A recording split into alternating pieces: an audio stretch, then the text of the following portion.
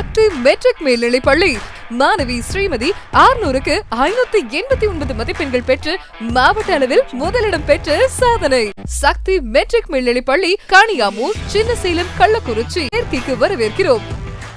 அன்பார்ந்த மக்களுக்கு வணக்கம். நான் உங்கள் கார்த்திக் பிள்ளை and welcome to the K TV. Redpix Felix அவங்களுடைய மனைவி இன்றைக்கி மார்னிங் ஒரு பேட்டி கொடுத்துருக்காங்க. மக்களே என்ன பேசியிருக்காங்க அப்படிங்கிறத பார்க்கணும். அந்த வீடியோவில் அவங்க சொன்ன சில விஷயங்கள், அந்த விஷயங்களுக்கு எனக்கு தெரிஞ்சு யாரோ அவங்க தப்பாக கைட் பண்ணுறாங்களோன்னு தோணுது நமக்கு.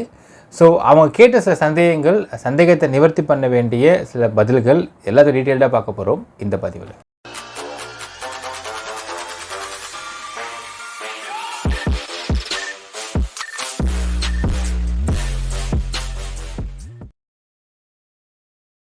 ரெட்பிக்ஸ் ஃபெலிக்ஸோடைய மனைவி இன்றைக்கி மார்னிங் ஒரு வீடியோ வெளியிட்டிருக்காங்க. மக்களே அதை என்ன சொல்கிறாங்க அப்படிங்கிறத ஃபஸ்ட்டு பார்த்துருவோம். அதாவது 10/5/2024 நைட்டு அரௌண்ட் 11:20க்கு இவங்க கால் பண்ணிருக்காங்க. இவங்களோட மனைவி ரெட்பிக்ஸ் ஃபெலிக்ஸ்க்கு கால் பண்ணப்போ எடுக்கலை. தொடர்ந்து வாட்ஸ்அப் கால் பண்ணுறாங்க, நார்மல் கால் பண்ணுறாங்க, எடுக்கவே இல்லை. அப்போ திடீர்னு தொடர்ந்து கால் பண்ணவுடனே அவர் பிக் பண்ணிவிட்டு இந்த மாதிரி ஒரு வார்த்தை சொல்லியிருக்காராம். I was picked up by the police அப்படின்னு சொன்னாராம். அதுக்கப்புறம் அதை ஃபோன் எடுத்துகிட்டு அவங்க போலீஸ்கிட்ட கொடுத்துருக்காங்க. போலீஸில் வீரமணி அப்படிங்கிற ஒரு நபர் தான் பேசியிருக்காரு அப்படின்னு சொல்கிறாங்க. உங்கள் கணவர் நாங்கள் செக்யூர் பண்ணிட்டோம், கவலைப்படாதீங்க, சேஃபாக இருக்காருன்னு சொன்னார் அப்படின்னாங்க. அப்புறம் இவங்க கேட்டிருக்காங்களாமா, எப்படி கொண்டு வர போகிறீங்கன்றதுக்கு தெரில, நாங்கள் இனிமேல் தான் பிளான் பண்ண சொல்லியிருந்திருக்காங்களாமா. அதற்கு பிறகு வீரமணி அப்படிங்கிற போலீஸ் தான் ஃபோன் ஹேண்டில் பண்ணதை அவங்க சொல்கிறாங்க. மறுபடியும் ஒரு ஏர்லி மார்னிங் மிட் நைட் 2 மணிக்கு திரும்ப கால் பண்ணி கேட்டப்போ இந்த மாதிரி எப்படி கொண்டு வர போகிறீங்க ஹஸ்பண்டை கேட்டதுக்கு, இன்னும் பிளான் பண்ணலங்க, எங்களுக்கு டிக்கெட் இங்கே கேன்சல் ஆகிடுச்சு, ட்ரெயினில் வரதா எதில் வரதுன்னு தெரியல அப்படின்னு சொன்னதாக சொல்கிறாங்க.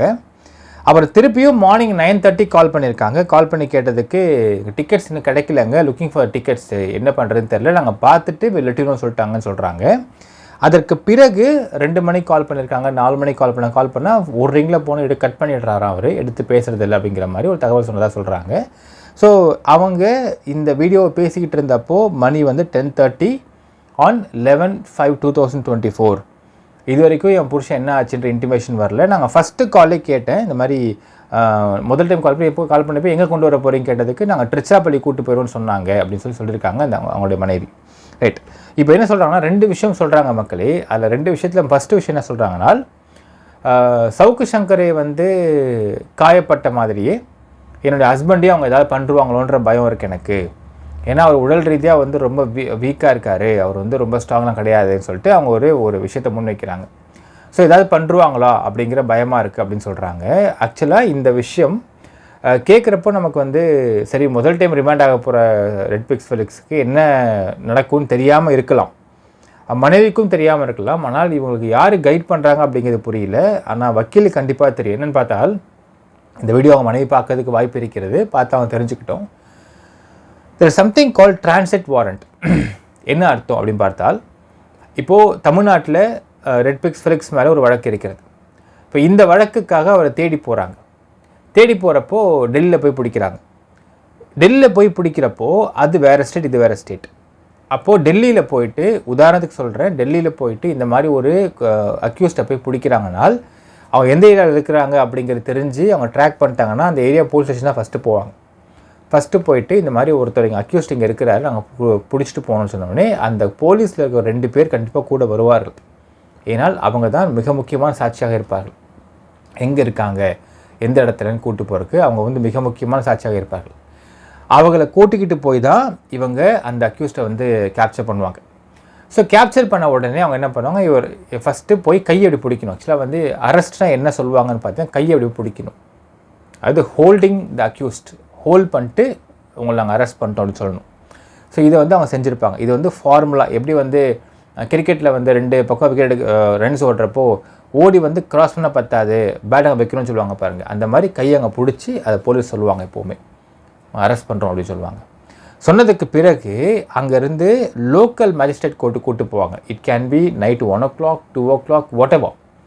போய் மேஜிஸ்ட்ரேட்டுக்கு கால் பண்ணுவாங்க, என்னென்னு கேட்பாங்க. ஒரு டிரான்சிட் வாரண்ட் சார்னு சொல்லுவாங்க. சரி வந்துருங்கன்னு பாரு, மேஜிஸ்ட்ரேட்டு வீட்டுக்கு கொண்டு போவாங்க. வீட்டுக்கு கொண்டு போயிட்டு அவர் ஃபுல்லாக செக் பண்ணுவார். அக்யூஸ்ட்டை ஃபஸ்ட்டு பார்ப்பார். அக்யூஸ்ட்டை பார்த்துட்டு அவர் இங்கிலீஷில் கேட்பார். Suppose if he knows Hindi is well and good, இல்லைன்னா இங்கிலீஷில் கேட்பார். அடிபட்டிருக்கா, அடித்தாங்களா, இன்ஜுரிஸ் இருக்கா எல்லாமே கேட்பார். அதை கேட்டு அதை மார்க் பண்ணுவாங்க. இது மிக மிக முக்கியம். இன்ஜுரிஸ் ஏதாவது இருக்குது வரப்போ, இப்போது சவுக் சங்கர் கொண்டுறப்போ ஆக்சிடென்ட் ஆகிடுச்சு இல்லைங்களா, அதுமாதிரி ஆக்சிடென்ட் ஆன மாதிரி ஏதாவது இன்ஜுரிஸ் ஆக்சிடென்ட் ஆகி கிடக்குதா, இல்லை இவங்க ஏதாவது ப்ரீவியஸ் இன்ஜுரிஸ் ஏதாவது இருக்குதா, அவங்க ப்ரீவியஸாக இந்த 2 days பிஃபோர் நான் விழுந்துட்டேன், என் முட்டி அடிபட்டுருச்சு, பைக் கீழே விழுந்துட்டேன் அப்படின்னு சொன்னால் அந்த இன்ஜுரிஸையும் மார்க் பண்ணுவாங்க. அங்கே அதை பார்த்து மார்க் செய்வார்கள். ஏனால் இந்த டிரான்சிட் வாரண்ட்டில் ஏதாவது இன்ஜுரிஸ் இருக்கா, அடித்தாங்களா, எதாவது நடந்துச்சா அப்படிங்கிறத அங்கே மார்க் செய்து விட்டு அந்த மார்க் பண்ணதை டிரான்சிட் வாரண்ட்டோடு கொண்டு வந்து இப்போ சப்போஸ் ட்ரிச்சிக்கு வராங்கன்னா ட்ரிச்சி மேஜிஸ்ட்ரேட்டை கொடுப்பாங்க. அவர் எல்லாத்தையும் ஃபஸ்ட்டு பார்த்துட்டா கூட கடைசியாக அந்த மார்க் ஏதாவது இன்ஜுரிஸ் இருக்கான்றதை மார்க் பண்ணிருக்கான்னு செக் பண்ணுவார். சப்போஸ் ஃபார் எக்ஸாம்பிள் இன்ஜுரிஸே இல்லைன்னு வச்சுக்கோங்க, நோ இன்ஜுரிஸ்னு மார்க் பண்ணிருக்காங்க அங்கே டெல்லியில் அப்படின்னால், சப்போஸ் இங்கே வரப்போ இன்ஜுரிஸ் இருக்குது அப்படின்னால் அந்த இன்ஜுரிஸ் எப்படி ஏற்பட்டுச்சு அப்படிங்கிற விளக்கத்தை காவல்துறை கொடுக்க வேண்டும். ஃபார் எக்ஸாம்பிள் நம்ம அடுத்த வீடியோவில் பார்க்கலாம் மக்களே. அதாவது தாராபுரத்தில் சவுக்கு சங்கருக்கு ஆக்சிடெண்ட் ஆகிடுச்சு. ஆக்சிடெண்ட் ஆன உடனேயே அங்கே பக்கத்தில் இருக்கக்கூடிய ஒரு ப்ரைவேட் ஹாஸ்பிட்டல், எம்எம் ஹாஸ்பிட்டலில் பேர், எம்எம் ஹாஸ்பிட்டலுக்கு கூப்பிட்டு போகிறாங்க. கூப்பிட்டு போய்ட்டு அங்கே ஏஆர் பதிவு பண்ணுறாங்க. என்னென்ன இன்ஜுரி ஏற்பட்டுச்சு, எந்த டைம் கொண்டு போடுவாங்க, இந்த டைமில் இங்கே இன்ஜுரி ஏற்பட்டுச்சு. இன்ஃபேக்ட்டு தாராபுரத்தில் ஆக்சிடெண்ட் ஆன உடனேயே அங்கே போலீஸ் உடனே லோக்கல் ஸ்டேஷனுக்கு கால் பண்ணிட்டு எஃப்ஐஆர் பதிவு பண்ணாங்க. ஒரு ஆக்சிடெண்ட் எஃப்ஐஆர் பதிவு பண்ணாங்க. பதிவு பண்ணி 2 செக்ஷன்ஸ் எஃப்ஐஆர் போடப்பட்டிருக்கு. போலீஸ் வண்டி மேலேயே எஃப்ஐஆர் போடப்பட்டு அதற்கு இமீடியட்டாக உடனே வந்து சவுக் சங்கரை கூட்டிக்கிட்டு அந்த எம்எம் ஹாஸ்பிட்டலுக்கு போகிறாங்க. ப்ரைவேட் ஹாஸ்பிட்டல் பக்கத்துலேயே ஹாஸ்பிட்டலுக்கு போகிறாங்க. அங்கே போய் ப்ராப்பராக அங்கே சர்டிஃபிகேட் வாங்குகிறாங்க. எங்கெங்கே அடிபட்டிருக்கு, அப்ரேஷன்ஸா, என்னது, டீப் கட்டா, ஸ்விட்சஸா, எல்லாமே மார்க் பண்ண எழுதிடுவாங்க.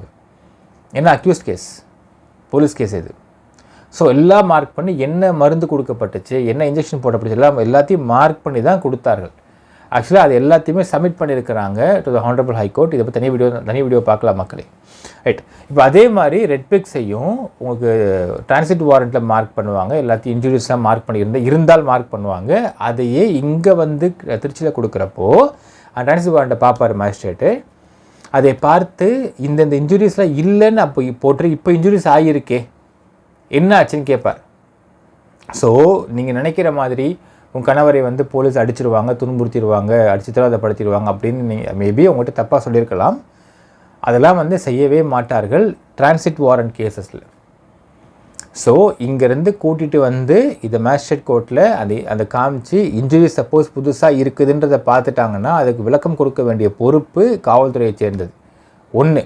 பாயிண்ட் நம்பர் 2, அந்த ட்ரிச்சி போலீஸை அங்கே போய் அரெஸ்ட் பண்ணிருக்கிறாங்க. அவர்களுக்கு உங்களை காட்டிலும் கூடுதலான பொறுப்பு இருக்கிறது. என்னென்னு பார்த்தால், எப்பா இந்த அக்யூஸ்டை பத்திரமா கொண்டு போய் ட்ரிச்சி கோர்ட்டில் இப்போ சரண்டர் பண்ணணும். அது வரைக்கும் அவங்களுக்கு வயிற்று பிடிக்க வச்சிருக்க மாதிரி தான் இருக்கும். நடுவில் சப்போஸ் இந்த அக்யூஸ்ட் ஒன்றும் இல்லைங்க ட்ரெயினில் வந்துட்டுருக்காரு, சப்போஸ் அவர் வந்து ஏதோ அவங்க ட்ரெயினில் விழுந்துட்டான்னு வச்சுக்கோங்களேன், அந்த தலைவலி போலீஸ் வந்து சேரும். ஏன்னா இங்கே டிரான்ஸ்ஃபர் வாரண்ட் போட்டாச்சு, இங்கே நோ இன்ஜுரிஸ் மார்க் பண்ணிருப்பாங்க. ஸோ அவங்களை ரொம்ப ரொம்ப கண்ணுங்கருத்துமாக பார்த்து கொண்டு வந்து அங்கே ரிமாண்டு பண்ணிட்டதுக்கு அப்புறம் தான் அவங்க நிம்மதி அடைவாங்க.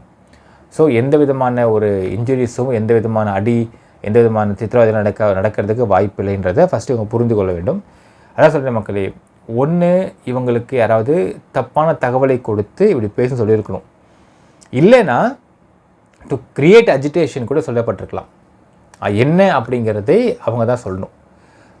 இன்னொரு விஷயம், முன்னாடி விஷயம் பார்த்தீங்கன்னா, இந்த மாதிரி ட்ராவல் பண்ணிட்டு வர சமயத்தில் உங்களுக்கு டிரான்சிட் வாரண்ட் அங்கே போட்டாச்சு.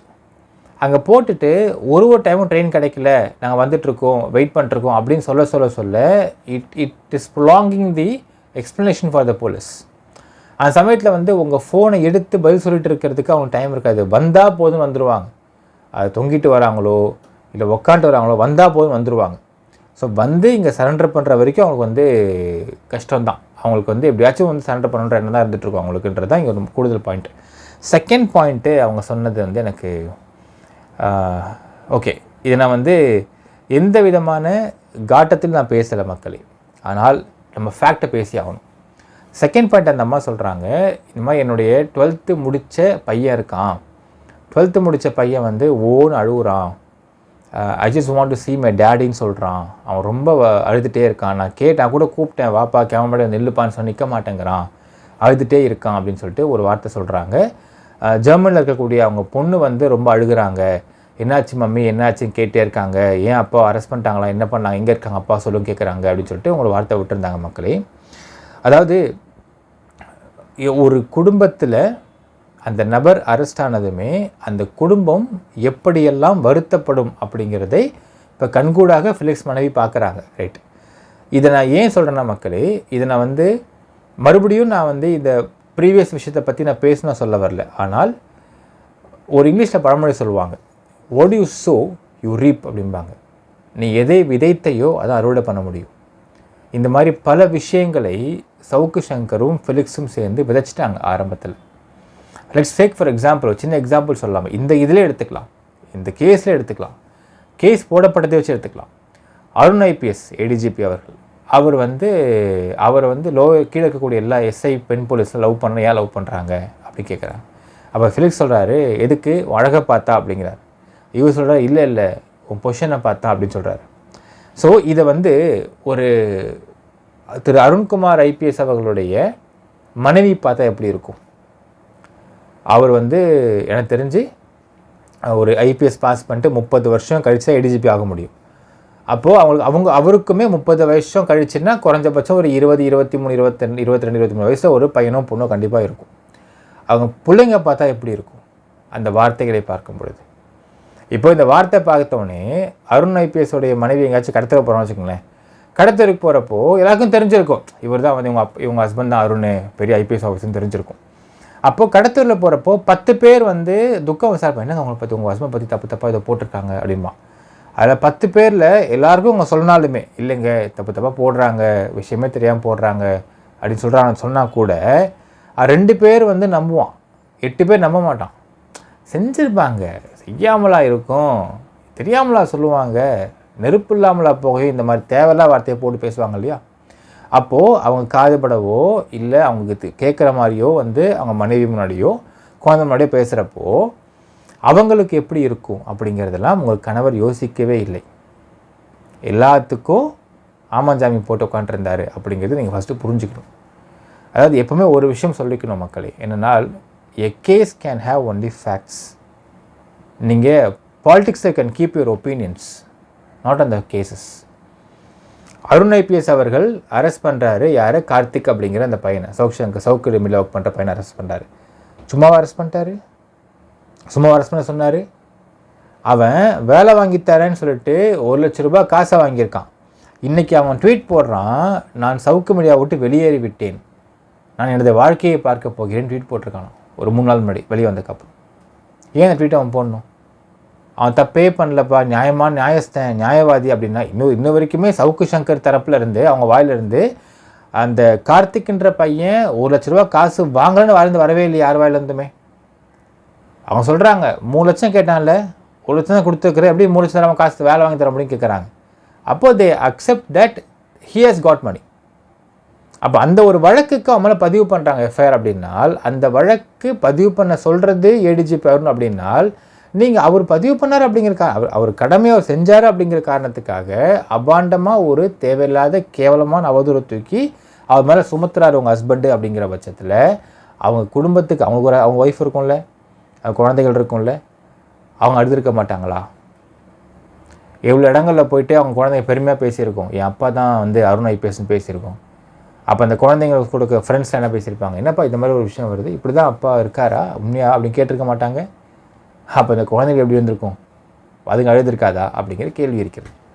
சரி, இது மட்டுமான்னு கேட்டால் முக்கியமாக பார்க்கணும், தப்பு பண்ணி ஒரு ஆஃபீஸரை பற்றி நீங்கள் கோட் பண்ணுறீங்கன்னா, அதுவும் இந்த மாதிரி தப்பை பண்ணிவிட்டு நீங்கள் கோட் பண்ணுறீங்கன்னா தட்ஸ் டிஃப்ரெண்ட், அது எக்ஸ்போஸ் பண்ணுறது.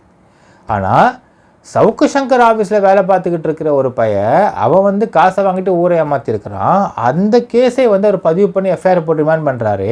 அந்த ரிமாண்டுக்கு நீங்கள் வந்து உதாரணத்துக்கு ஏதாவது இப்போ இவங்க தே ஹேவ் தி அஜெண்டா, ஏதோ ஒரு ஆஃபீஸருக்கு இவங்க தேவையான விஷயம் நடக்கலை இல்லை கேட்குற ஃபேவர்ஸ் பண்ணல அப்படின்னால் அவங்கள பற்றி உட்காந்து அவதூறாக பேசுகிறது, கண்டமேனிக்கு பேசுகிறது. ஏன்னா கண்டமேனிக்கு பேசினா ஒரு பாயிண்ட்டுக்கு மேலே வந்து அவங்க வந்து அவமானப்பட்டுருவாங்க, அவமானப்பட்டு கேட்குறத பண்ணி கொடுத்துருவாங்க அப்படிங்கிற எண்ணத்தில் பேசுகிறது. இப்போ இந்த மாதிரி விஷயங்கள்லாம் நீங்கள் எந்த விதமான அடிப்படை ஆதாரமும் இல்லாமல் நீங்கள் எடுத்து வைக்கிறப்போ அவங்க குடும்பம் அப்படிங்கிறது பாதிக்கப்படாதா அப்படிங்கிற கேள்வி இருக்குது. இன்றைக்கி நீங்கள் வந்து ஒரு விக்டிம் கார்டு ப்ளே பண்ணுறீங்க, என் பொண்ணு அழுகுறா, என் பையன் அழுகுறான்னு விக்டிம் கார்டு ப்ளே பண்ணுறீங்க. எத்தனை குடும்பங்களில் எத்தனை குடும்பத்தை பற்றி உங்கள் இஷ்டத்துக்கும் பேசுகிறப்ப அத்தனை குடும்பங்களில் குழந்தைகள்லாம் கிடையவே கிடையாதா? அவங்க அழமாட்டாங்களா? அவங்க மனைவி அழமாட்டாங்களா? அவங்க அம்மா அப்பா அழமாட்டாங்களா? அப்படிங்கிற கேள்வி இருக்கிறது. அதாவது திரும்பவும் சொல்கிற மக்களே, பொலிட்டிக்கல் ரீதியாக அவங்களுடைய சித்தாந்தத்தையோ அவங்களுடைய ஒரு ஒரு திட்டங்களையோ நீங்கள் விமர்சிங்க, என்னென்னா பண்ணிட்டு போங்க, அது வேறு கதை.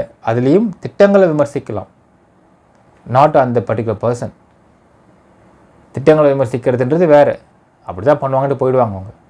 ஆனால் இந்த மாதிரி நபர்களை இன்னொரு பக்கம் பார்க்கணும். ஒரு ஆஃபீஸர்ஸை மட்டுமா அவங்க பண்ணுறாங்க அப்படிங்கிற கிடையாது, பொதுமக்களுக்கும் அவங்கள பாதிப்பு இருக்கா இல்லையா?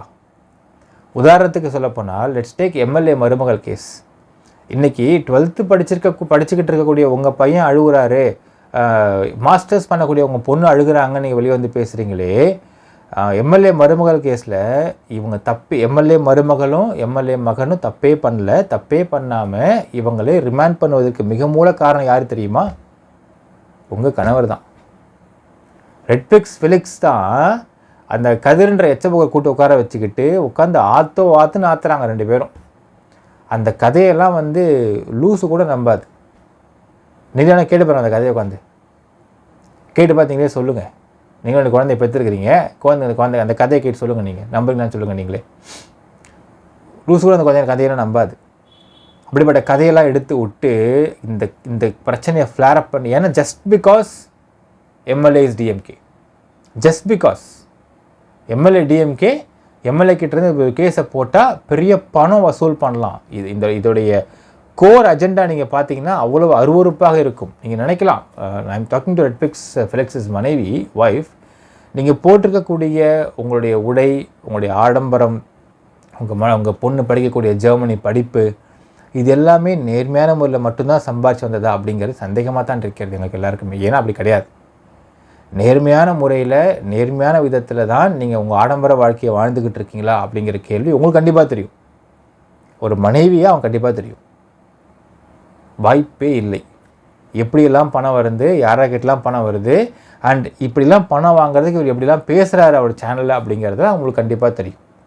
ஸோ மனசாட்சியை விற்றுட்டு அவங்க பேச முடியாது. அதுலேயும் வந்து கண்டிப்பாக ஒரு ஆங்கிளில் மனசாட்சி குத்த ஆரம்பிக்கும். எம்எல்ஏவுடைய மருமகள் மகன் வழக்கில் இவங்க இந்த மாதிரி உட்காந்து ரெட்பிக்ஸ் ஃபிலிக்ஸ் உட்காந்து உங்கள் கணவர் அஜெண்டா பண்ணி உட்காந்துக்கிட்டு இந்த கேஸை கிண்டி கிண்டி கிண்டி கிண்டி தப்பே பண்ணாத 2 பேரை வந்து உள்ளத்தில் ரிமாண்ட் பண்ணாங்க பார்த்தீங்களா? அவங்களுக்கு இருக்கக்கூடிய குழந்தையின் வயது 4 வயசு பொன் குழந்தை. இப்போது உங்கள் பொண்ணுக்கும் உங்கள் பையனுக்குமாவது அப்பா மட்டும் ஜெயிலுக்கு போகிறாரு, அம்மா நீங்கள் வெளியே தான் இருக்கிறீங்க. ஆனால் அந்த கேஸில் உங்களுக்கு எம்எல்ஏ மருமகள் மகன் கேஸில் 2 பேர் ஜெயிலில் போட்டாங்க. 4 வயசு குழந்தை பார்த்துக்க இல்லாமல் அவங்க பாட்டி பார்த்துக்கிட்டு இருந்தாங்க அந்த குழந்தைய. அந்த குழந்தை வந்து கிட்டத்தட்ட ஆல்மோஸ்ட் 35 டேஸ் உள்ளே இருந்தாங்க, 30 டேஸ் உள்ளே இருந்தாங்க. அந்த குழந்தை ஒரு வாட்டியும் அம்மா எங்கே, நான் சாப்பிட மாட்டேன், அம்மாவை கூப்பிடு, ஏன்னா அந்த குழந்தைய அம்மா பிரியவே மாட்டாங்க. அப்படி கேட்குறப்பெல்லாம் உன் கணவருக்கு கொஞ்சமாவது உறுத்தி இருக்குமான்னு கேட்டால் ஐ டவுட் இட். அது மட்டுமா? கள்ளக்குறிச்சி கேஸ் எடுத்துக்குவாங்க. இப்போ நீங்கள் சொல்கிறீங்களே 12th படிக்கிறான் அவங்க பையன் ஓன்னு அழுகுறான்னு நீங்கள் சொல்கிறீங்களே, அந்த குழந்தை அழுவது, அதாவது அப்பம் பண்ண தப்பெல்லாம் பிள்ளைக்கு வந்து சேரும் அப்படிங்கிறதுல ரொம்ப கரெக்டாக இருக்குதுன்னு நம்ம சொல்லலாம். ஃபிலிக்ஸ் பண்ண தப்பெல்லாம் அவருடைய மகனையும் அவங்க மகளையும் பாதிக்குதுன்றதில், அவங்க மனைவியும் பாதிக்குதுன்றதில் சொல்லலாம். அந்த ஒரு விவகாரத்தில் we can sympathize on you people, ஆனால் நாட் on the ஃபிலிக்ஸ்ன்றதை யோசிக்க வேண்டியதாக இருக்குது. ஏனென்றால் நீங்கள் சொல்கிறீங்களே 12th படித்த பையன் அப்பா வந்து போலீஸ் பிடிச்சிட்டாங்கன்னு அழுகுறான்னு நீங்கள் சொல்கிறீங்க இல்லையா? இதே 12th படிச்சுட்டு அடுத்து காலேஜ் சேர்றதுக்கு இருந்த ஒரு பையன்தான் சக்தி ஸ்கூல் ஓனோட 2வது பையனான சரண். 12th முடிச்சு 2022 12th முடிச்சுட்டான் அந்த பையன். 12th முடிச்சுட்டு அவர் என்ன பண்ணுறாரு, அந்த பையன் வந்து இந்த கலவரம் நடக்கிற சமயத்தில் இந்த கலவரத்தை பிளான் பண்ணது விடுதலை சிறுத்தை கட்சி. அந்த கலவரம் நடக்கிற சமயத்தில் அவங்க வீட்டுக்கு பெட்ரூம்குள்ளே கட்டிலுக்கு கீழே மறைஞ்சு அழுதுகிட்டு இருக்கான் அந்த பையன். ஏனால் அந்த பையனை உள்ளே ஊந்து அடிச்சிருவாங்கன்ற பயம், அவங்க கலவரக்காரர்கள் உள்ளே பூந்துட்டாங்க. உள்ளே பூந்து அந்த பெட்ரூமில் எல்லாத்தையும் அடித்து உடைக்கிறாங்க. டிவியை உடைக்கிறானுங்க, அந்த ஃபுல்லாக அந்த ஜன்னலை பூரா உடைக்கிறானுங்க, கொளுத்துறானுங்க, எரிக்கிறானுங்க. அந்த கட்டில் கீழே பதுங்கி பயந்து படுத்துக்கிட்டு இருந்தவன் தான் அந்த சரண் அப்படிங்கிற பையன், 12th முடித்த அதே பையன். இப்படிப்பட்ட கலவரம் நடந்த ஒரு வழக்கு. அந்த பையனை வந்து ரெஸ்கியூ பண்ணி கூட்டு வர்றதுக்குன்னு படாத பாடுபட்டாங்க அவங்களுடைய. இன்ஃபேக்ட் அந்த சமயத்தில் இந்த பெத்த புள்ள கட்டில் கீழே பதுங்கி உட்காந்து அழுதுகிட்டு ஃபோன் பண்ணுது. யாருக்குன்னா அவங்க மாமாவுக்கு. அம்மா என்னை எப்படியாச்சும் காப்பாற்று மாமா, உள்ளே பூந்துட்டாங்க மாமா, அடித்து உடைக்கிறாங்க மாமான்னு அந்த குழந்தை ஃபோன் பண்ணுது அந்த பையன். இந்த சமயத்தில் இந்த தப்பு பண்ணாத ஒரு வழக்கில் அவங்களுடைய அம்மா, அந்த பையனோட அம்மாவும் அப்பாவும், அதாவது சக்தி ஸ்கூலோடைய சேர்மனும் செக்ரட்டரி 2 பேரும் போலீஸ் ஸ்டேஷனில் இருக்கிறாங்க. பெத்த பிள்ளையை காப்பாற்றக்கூட முடியாமல் இருக்கிறாங்க அவங்க 2 பேரும் அங்கே. இப்போ நீங்கள் ஒரு அம்மாவாக நீங்கள் யோசிச்சு பாருங்கள், இப்படிப்பட்ட வழக்கு, இந்த வழக்கு கலவரம் முடிஞ்சதுக்கு பிறகு கலவரத்தை மறைப்பதற்காக விடுதலை சிறுத்தை கட்சி என்ன பண்ணுறாங்கன்னால், ஒரு பெரிய தொகையை எடுத்துக்கிட்டு நக்கீரன், கோபால், நெட்ஃப்ளிக்ஸ், ஃபிலிக்ஸ்லாம் கொடுக்குறாங்க. இந்த காசை வாங்கிக்கிட்டு இப்போவும் சொல்கிறேனே, உங்களுடைய ஆடம்பர வாழ்க்கையை யூனிட் டு கொஷன். உங்கள் ஆடம்பர வாழ்க்கையை வந்திருக்கிறது நேர்மையான முறையில் சம்பாதித்து தானா அப்படிங்கிறத கேள்வியை உங்கள் புருஷன் உட்காந்து கேளுங்க. ஒரு பெரிய அமௌண்ட்டை கொடுத்தவுடனே இந்த அமௌண்ட்டை வாங்கிட்டு நெட்ஃப்ளிக்ஸ், ஃபிலிக்ஸு, விடுதலை சிறுத்தை கட்சியை சேர்ந்த பல நபர்கள், அதே மாதிரி இந்த பொண்ணை ரேப் பண்ணி கொலை பண்ணிட்டாங்க அப்படின்னு இஷ்டத்துக்கும் ஏகப்பட்ட நபர்களை கூப்பிட்டு உட்கார வச்சு இன்டர்வியூ பண்ணிவிட்டு அவருக்கு ஏற்ற மாதிரியே பேசிகிட்டு இருந்ததா நெட்ஃப்ளிக்ஸ், ஃபிலிக்ஸ். அதுக்கப்புறம் கள்ளக்குறிச்சிக்கு போன சமயத்தில் ரவிக்குமாரும் சாந்தி அவர்களும் அந்த அவர் 2 பேரையும், ஃபிலிக்ஸையும் ராகுலையும் கூட்டிகிட்டு போய் எரிஞ்ச மொத்தத்தையும் காட்டுறாங்க. இப்படி எரிச்சிட்டாங்க சார், நாங்கள் தப்பே பண்ணல, நாங்கள் முதல் நாளே அந்த அவங்க அம்மா கிட்ட வந்து ஃபுட்டேஜ் காட்ட சொல்லிட்டோம், போலீஸ் காமிச்சிட்டாங்க, அந்த அம்மா வந்து பணத்துக்காக பண்ணுறச்சின்னு சொல்லி அவ்வளோ சொல்கிறாங்க. அவ்வளோ எக்ஸ்பிளைன் பண்ணி அவ்வளோ சொல்லி எல்லா ஆதாரத்தையும் காமிச்சு எல்லாத்தையும் அவங்க வந்து அந்த எரிஞ்ச இடத்துல கொண்டு போய் காட்டி இதுக்கு நடுவில் பண்ணாத ஒரு தப்புக்கு அவங்களுடைய அந்த ரவிக்குமாரும் சாந்தி ரவிக்குமார் அவர்களும் அரெஸ்ட் பண்ணப்பட்டு ரிமாண்ட் பண்ணப்படுறாங்க ஃபார் 36 நாட்கள். அப்பையும் நீங்கள் சொல்கிற 12th படிக்கக்கூடிய உங்கள் பையனை பற்றி பேசுகிறீங்க இல்லைங்களா, அவங்களுக்கு 12th படிக்கக்கூடிய ஒரு பையன், 12th படித்து முடித்த ஒரு பையன் இருக்கிறாரு. அவரும் தனியாக தான் இருந்தார். உங்களுக்காவது இருக்கிறதுக்கு வீடு இருக்குங்க மேடம், வீடு இருக்குது, சாப்பிட சாப்பாடு இருக்குது. ஆனால் அந்த பசங்க வீடை எரிச்சிட்டாங்க. 2 பசங்க அவங்களுக்கு, சக்தி, சரண். சக்தின்ற பையன் காலேஜ் 2nd இயர் படிச்சுட்டு இருக்காப்புல, சரண்ன்ற 12th முடிச்சுருக்காப்புல. 2 பேரோட வீடு, தங்குற வீட்டை எரிச்சிட்டானுங்க விசிக்க ஆளுங்க. வீடு இல்லாமல் சொந்தக்கார வீட்டில் போய் ஸ்டே பண்ணிருக்கிறாங்க. வீடு கிடையாது, போடுக்க துணி கிடையாது, அம்மா அப்பா ஜெயிலில் இருக்காங்க. 30 வருஷமாக அவங்களுடைய பாட்டி வந்து உருவாக்கி வச்ச மிகப்பெரிய சாம்ராஜ்யத்தை எரிச்சிட்டானுங்க. இவ்வளோ பெரிய துயர சம்பவத்துக்கு பிறகு உங்கள் கணவர் இந்த கேஸை பற்றி இஷ்டத்துக்கும் பேசிகிட்டு இருந்தார். இதனால் இப்படி பேசிகிட்டு இருக்காங்க, உண்மை தெரியாமல் பேசுகிறாங்களோ அப்படின்னு இன்னோசென்ட்டாக ரவிக்குமார் அவர்கள் கூட்டு போய் காட்டுறாரு. காட்டினதுக்கு பிறகும் அந்த வார்த்தையை பேசினார். இதை விட கொடுமை இருக்க முடியுமா அப்படிங்கிறத ஒரு பெண்ணாக நீங்கள் சொல்லுங்கள். இன்றைக்கி உங்கள் 12th படித்த பையன் அழுகிறான் நீங்கள் கொடுத்த பேட்டியை பார்க்குறப்போ எனக்கு வந்து அஃப்கோர்ஸ் நான் இதை காண்டுக்கு எடுத்துக்கல. I sympathise on that kid, I have a sympathy on that kid. ஆனால் உங்கள் கணவர் பண்ண பாவம் அப்படிங்கிறது கொஞ்சம் நஞ்சம் கிடையாது, நிறையா பாவம் பண்ணிட்டார். இவர் பண்ண பாவங்களில் அனாதையாக்கப்பட்ட பல பேர் இருக்கிறாங்க. அது உங்களுக்கு எந்த கேஸ்னால் எடுத்துக்கோங்க. லெட்ஸ் டேக் மருமகள், இந்த எம்எல்ஏ மருமகள் கேஸாக இருக்கட்டும், கள்ளக்குறிச்சி கேஸ், ஏதாவது கேஸ்லாம் பார்த்தீங்கன்னா கள்ளக்குறிச்சி வழக்கெல்லாம் கொடுமை என்னென்னால் பிசிகே கிட்ட பெரிய அமௌண்ட்டை பணமாக வாங்கிட்டு இவர் பேசின அஜெண்டா பேச்சு இருக்குது பாருங்களேன். அஜெண்டா பேச்சு வெளியேந்து பார்க்குறப்போ உண்மை பேசுறதுக்கெலாம் அவ்வளோ வலிச்சுது. அதனால் இப்படி பேசிட்டாங்க, இவரெலாம் நாங்கள் பெரிய ஆள் நினச்சிக்கிட்டு இருந்தோமே, உங்கள் கணவரை நாங்கள் பெரிய ஆள் நினச்சிக்கிட்டு இருந்தோம் வாழ்க்கையில், இவரெலாம் ரொம்ப பெரிய எக்ஸ்பீரியன்ஸில் மனுஷன் நினச்சிட்டு இருந்தோம். எங்களுக்கெல்லாம் வந்து ஜேர்னலிசம் ஒரு எட்டாக்கனியாக இருந்துச்சு லைஃப்பில். ஜேர்னலிசம் பண்ணணும் ஆசை. ஜேர்னலிசத்தில் என்டிடிவியில் வேலை பார்த்துருக்காரு, சன் டிவியில் வேலை பார்த்துருக்காரு, பெரிய அறிவாளியாக இருப்பார் நினச்சிக்கிட்டு இருந்தேன். எங்களுக்கெல்லாம் கள்ளக்குறிச்சி வழக்கு வந்ததுக்கு பிறகு தான் தெரிஞ்சது ஒரு அறிவாளி கிடையாதுப்பா. ஒரு ஜேர்னலிசம் அப்படிங்கிற ஃபீல்டை எப்படி பணத்தை வாங்கிட்டு கேவலமாக வந்து மக்கள்கிட்ட தப்பாக ப்ரொஜெக்ட் பண்ண முடியும் அப்படிங்கிறது தான் ஜேர்னலிசமாக கற்றுக் கொடுத்துக்கிட்டு இருக்கார் இவர் அப்படிங்கிறது அப்போ தான் நான் புரிஞ்சுக்கிட்டேன். நெட்ஃப்ளிக்ஸ், ஃபிலிக்ஸ் நடத்தக்கூடிய அந்த அகாடமியாக இருக்கட்டும், whatever it might be, they don't teach journalism. நம்ம ரொம்ப தெளிவாக புரியுது. இவர்களை பொறுத்தவரையில் ஜேர்னலிசம்னா எவன் பணம் தரானோ அந்த பணத்தை வாங்கிட்டு அதுக்கு ஃபேவராக வெளியே மக்கள்கிட்ட நீ மக்கள்கிட்ட உன் கணவர் வந்து நாங்கள் பணத்துக்கு வேலை பார்க்க சொன்னோட பரவாயில்ல, you name yourself as a unbiased person, unbiased journalist, நடுநிலையாளர் அப்படிங்கிற வார்த்தையை உபயோகப்படுத்திக்கிட்டு நீங்கள் பணத்தை உள்ளே வாங்கிக்கிட்டு கேவலமான அஜெண்டா பண்ணக்கூடிய உங்கள் கணவரை பார்த்து தான் நான் தெரிந்து கொண்டேன். இதுதான் கற்றுக்கிற ஜேர்னலிசமாக நான் பார்த்துக்கிட்டேன். இன்ஃபேக்ட் இப்போ நான் I pity on those people who have joined ரெட்பிக்ஸோடைய அவங்களுடைய ஃபிலிக்ஸோடைய இன்ஸ்டிடியூஷன்ஸில். அவங்களுக்கெல்லாம் கற்றுக்கிற ஜேர்னலிசம் கிடையாது. அதாவது வழக்கறிஞர்களுக்கு நோ பிரின்சிபல்ஸ்னு சொல்லுவாங்க. அட்வொகேட் எடுத்துக்கிட்டிங்கன்னா அட்வொகேட் பணம் கொடுத்தா வாதாடுவாங்கன்னு சொல்லுவாங்க. பட் தட்ஸ் பிட்வீன் த கோர்ட்டை விட்டு வெளியே வந்து இங்கே பேசினீங்கன்னா தப்புன்றிருக்காருங்க அவர். அதனால் வந்து நான் வேறு வழியில் எங்கே பணம் கொடுத்தா வாதாடணும் இல்லையா, கிளைண்ட்டை காப்பாற்றணும் இல்லைன்னு சொல்லுவாங்க. ஆனால் ஜேர்னலிசம் ஃபீல்டு அப்படிங்கிறதுல ஏன் அவ்வளோ மதிக்கிறாங்கன்னால் நடுநிலையாக இருப்பாங்க, உண்மையை மட்டும் மக்களுக்கு சொல்லுவாங்க, உண்மை செய்தியை மக்களுக்கு போடுவாங்க அப்படிங்கிற வார்த்தையெல்லாம் வச்சுக்கிட்டு நீங்கள் உங்கள் கணவர் பண்ண பாவங்கள் அப்படிங்கிறது கொஞ்சம் கொஞ்சம் கிடையாது. ஆனால் ஒரு விஷயம் நம்ம ஒத்துக்கணும் மக்களே, என்னதான் வந்து மதன் ரவிச்சந்திரன் பண்ண ஸ்டிங் ஆப்ரேஷனில் வந்து மாதேஷ் ரொம்ப சில்லியாக பிஹேவ் பண்ணி நிறைய விஷயம் பண்ணியிருந்தாலும் மாதேஷ் வந்து he did a good journalism in respect to the cases.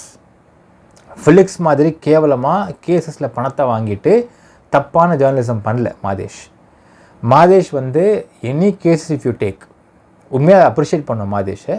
Any cases if you take, Kallakurichi கேஸே எடுத்துக்கோங்க, கள்ளக்குறிச்சி கேஸ்லேயே நம்மளை கூப்பிட்டு டிஃபேம் பண்ணணுன்றது தான் அவங்களுடைய அசைன்மெண்ட், மாதேஷோட அசைன்மெண்ட்.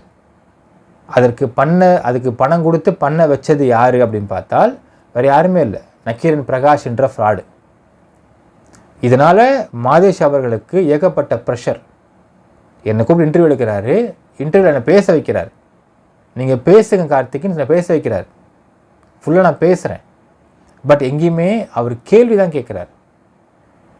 இப்படி இருக்குது இது என்னங்க அப்படின்னு கேட்குறாரு.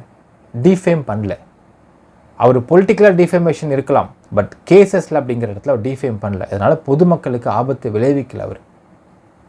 ஸோ மாதேஷ் அப்படிங்கிறவரை பொறுத்தளவுக்கு அவருடைய பர்சனலாக அவர் சில இடங்களில் வந்து ரொம்ப சில்லியாக பிஹேவ் பண்ணியிருக்கலாம், அந்த இதில் பார்த்துருப்போம் அந்த ஸ்டிங் ஆப்ரேஷன்ஸில்.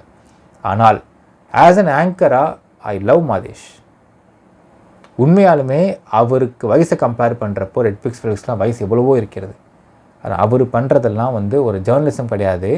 அவர் பண்ண பாவங்கள், பணத்துக்காக என்ன வேணால் பண்ணலாம் அப்படிங்கிற பாவங்கள் தான் இன்றைக்கி இந்த அளவுக்கு வந்து நிற்கிது அப்படிங்கிறத நான் மனப்பூர்வமாக உணர்கிறேன்.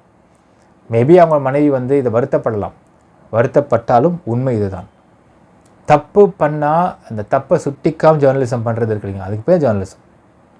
தப்பே பண்ணாத நபர்களை வைத்துக்கொண்டு இவங்களுக்கு வேலை நடக்கலை அப்படிங்கிற காரணத்துக்காக சவுக்கு சங்கர் வந்து பேசுவாராம், இவர் ஊதுவாராம், இவர் பிளாட்ஃபார்ம் கொடுப்பாராம். கேட்டால் வந்து இவர் மேலே கேஸ் போட்டால் உடனே கருத்து சுதந்திரம் பாதிக்கப்படுகிறது, பத்திரிகை சுதந்திரம் பாதிக்கப்படுறது சொல்லி பேசிட்டு உட்காந்துருப்பாராம். இது எப்படிங்க எடுத்துக்க முடியும் இந்த விஷயத்தை? சரி, சவுக்கு சங்கர் யாரை பேசுகிறாரு?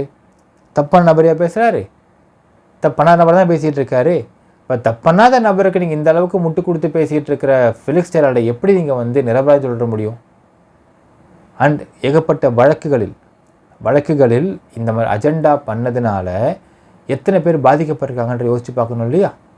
ஃபிலிக்ஸோட மனைவி பேசுகிறப்ப எனக்கு இன்னுமே வந்து சில இடங்களில் வந்து வருத்தமாகத்தான் இருந்தது.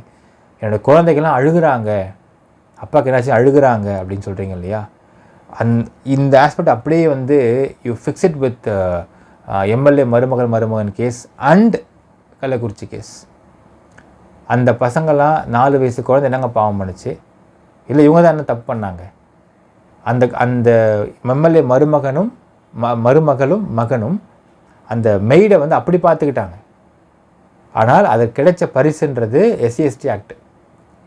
அதுக்கு முக்கியமாக இதெல்லாம் கூட கொடுமை என்னன்னால் எல்லா ஆதாரங்களையும் வெளியிடுறோம். ஒரு பக்கம் மெயின் ஸ்ட்ரீம் கொஞ்சம் வெளியிடுறாங்க, நாம் முழுசாக வெளியிடுறோம் ஆதாரங்களை. இந்த ஆதாரத்தெலாம் பார்த்ததுக்கு அப்புறம் கூப்பிட்டு வச்சு பேசினாரே பாருங்கள் அந்த கதிர் அப்படிங்கிற புரோக்கர் பயல. அதெல்லாம் வந்து மன்னிக்கவே முடியாத ஒரு குற்றம் சொல்லலாம். ஒரு மீடியா அப்படிங்கிறவன் காசுக்காக என்ன வேணால் பண்ணலாம் அப்படிங்கிற மாதிரி எடுத்துக்காட்டு தான் ரெட்பிக்ஸ் ஃபிலிக்ஸ். அவங்க வாழக்கூடிய ஒரு ஆடம்பர வாழ்க்கை, அவங்களுடைய இந்த ஒரு சொத்து சொகுசு இதெல்லாம் அடுத்தவனுடைய வயிற்றில் அடித்த பாவம். ஏகப்பட்ட பேரோட அழுகை அதில் இருக்கிறது. கண்ணை மூடி யோசிச்சு பாருங்கள். அந்த 4 வயசு குழந்தை அழுகை உங்களுக்கு தெரியும். கண்ணை மூடி யோசிச்சு பாருங்கள். அந்த கள்ளக்குறிச்சியில் கேஸில் அந்த 12th படிக்கிற பையன் உயிருக்கு பயந்து உள்ளே வந்து கட்டிலுக்கு ஒளிஞ்சிக்கிட்டு யாராவது காப்பாற்ற மாட்டானா கெஞ்சின அழுகை உங்களுக்கு தெரியும். கண்ணை மூடி யோசிச்சு பாருங்கள். 30 வருஷமாக கட்டி காப்பாற்றி வச்ச ஒரு ஸ்கூலை எரிச்சிட்டாங்க. அது எரிஞ்ச ஸ்கூலை வந்து அந்த ஒரு பெண் அவங்க சாந்தி ரவிக்குமார் வந்து பார்க்குறப்போ மனசில் அழுகை இருக்குது பாருங்கள். அது உங்களுக்கு தெரியும். கண்ணை மூடி யோசிச்சு பாருங்கள். தப்பே பண்ணாத ஒரு இடத்துல அந்த பொண்ணை ரேப் பண்ணிட்டாங்க, கொலை பண்ணிட்டாங்க, இவங்க தான் ரேப் பண்ணாங்க. அதில் வந்து அந்த செல்வின்றவ சொல்கிறா, காலை வந்து சாந்திரகுமார் பிடிச்சிட்டாங்களாம், இன்னொரு கையை 2 வந்து டீச்சர்ஸ் பிடிச்சிட்டாங்களாம், அவங்க 2 பசங்களும் வந்து அந்த மாணவியை ரேப் பண்ணாங்களாம். இதெல்லாம் கேட்கவே அபத்தமாக இல்லை? ஒரு செக்ஸ் புக் படிக்கிற மாதிரி உங்களுக்கு தோணலை? இதெல்லாம் இவ்வளோ பேருக்கும் இவ்வளோ உண்மைகளை ஒளிஞ்சிருந்தும் அந்த உண்மையை மறைக்கிறதுக்காக பணத்தை வாங்கிட்டு இன்றைக்கி ஏன் விசிகாக்காரர்களும் நாம் தமிழ் சப்போர்ட் பண்ணுறாங்கன்னு பார்த்தீங்கன்னா நெட்ஃப்ளிக்ஸ் ஃபிளிக்ஸுக்கு இவங்க பண்ண தப்புக்கும் இவங்க பண்ணக்கூடிய அஜெண்டாவுக்கும் பிளாட்ஃபார்மை கொடுத்து உட்காந்து இவங்க தோதா இன்டர்வியூ எடுத்து உட்காந்துருப்பாரு பார்த்தீங்கன்னா நெட்ஃப்ளிக்ஸ் ஃபிளிக்ஸு. அந்த தோதா எடுக்கிறதுக்கு ஒரு அடியார் இல்லையேன்ற வருத்தத்தில் அவங்களாம் ஃபீல் பண்ணிருக்கிறாங்க. நம்ம எதுனாலும் கேட்டுருவோம்ப்பா, பணம் கொடுத்தா போதும், நம்ம இஷ்டத்துக்கு பேசலாம், அவங்ககிட்ட நமக்கு ஏற்ற மாதிரி கேள்வி கேட்டு உட்காந்துருப்பான் அப்படிங்கிற மாதிரியான அடியாள் இல்லைன்னு வருத்தப்படுறாங்க. அவங்க தான் சப்போர்ட் பண்ண உட்காந்துருக்காங்க தவிர நேர்மையான ஜேர்னலிஸ்ட் அவங்க கணவர் பண்ணலைங்க. தயவுசெய்து உங்கள் கணவர் வந்து ஒரு நேர்மையான ஜேர்னலிஸ்ட் அப்படிங்கிற எண்ணத்தில் நீங்கள் இருந்தால் அதை அழித்து கொள்ளுங்கள். அவர் ஒரு நேர்மையான ஜேர்னலிஸ்ட் கிடையாது. அது ஜேர்னலிஸ்டாக நேர்மையாக இருந்தாகணும். அது there is no word call நேர்மையான journalist. Journalist should be a honest person. ஆனால் அந்த வார்த்தைக்கே தகுதி இல்லாதவர் தான் நெட்ஃப்ளிக்ஸ் ஃபிளிக்ஸ். ஸோ ஒன்று புரிஞ்சுக்குவாங்க, உங்கள் கணவர் யாரும் அடிக்க மாட்டாங்க, யாருமே சிதாதப்படுத்திட மாட்டாங்க, யாருமே வந்து பண்ணுற மாட்டாங்க. உங்கள் கணவரை பத்திரமா கொண்டு வந்து இங்கே ரிமாண்ட் பண்ண வேண்டிய பொறுப்பு காவல்துறையை சேர்ந்தது. அதை செஞ்சுருவாங்க. செஞ்சதற்கு பிறகு தான் உங்கள் கணவரை நீங்கள் சென்று திருச்சியில் பார்க்குறப்போ இந்த மாதிரி ஒருத்தர் பேசினாருங்க, இப்படிலாம் பண்ணது உண்மையான்னு கேளுங்க. மேபி சிறைச்சாலை அவரை மாற்றக்கூடும், மாற்றலாம், நமக்கு தெரியல. அங்கேயாச்சும் வெடித்து அழுது, ஆமாம்ப்பா உண்மை, நான் நிறைய தப்பு பண்ணிட்டேன் லைஃப்பில், இனிமேல் நான் வந்தால் இப்படி தப்பெல்லாம் நான் பண்ண மாட்டேன், ஐ டூ அ ப்ராப்பர் ஜேர்னலிசம், நான் ஒழுங்கான ஜேர்னலிசம் நான் வந்து பண்ணுறேன் அப்படின்றது சொன்னால் அப்பொழுது நீங்கள் புரிந்து கொள்ளலாம். ஏன்னால் யாராக இருந்தாலும் யாராவது ஒருத்தரும் உண்மையாக இருக்கணும் இல்லையா? உங்கள்கிட்ட உண்மையாக இருந்தால், இருப்பது உண்மையானால் நீங்கள் உண்மையை கேட்டு பாருங்கள். உண்மையை வரலாம், வராமலும் போகலாம். நினைக்கிறீங்கன்றது கமெண்ட்டில் மென்ஷன் பண்ணுங்கள் மக்களே. நன்றி, வணக்கம். சக்தி மெட்ரிக் மேல்நிலைப் பள்ளி மாணவி ஸ்ரீமதி 600க்கு 589 மதிப்பெண்கள் பெற்று மாவட்ட அளவில் முதலிடம் பெற்ற சாதனை. சக்தி மெட்ரிக் மேல்நிலைப் பள்ளி காணியாமூர், சின்னசேலம், கள்ளக்குறிச்சி சேர்க்கைக்கு வரவேற்கிறோம்.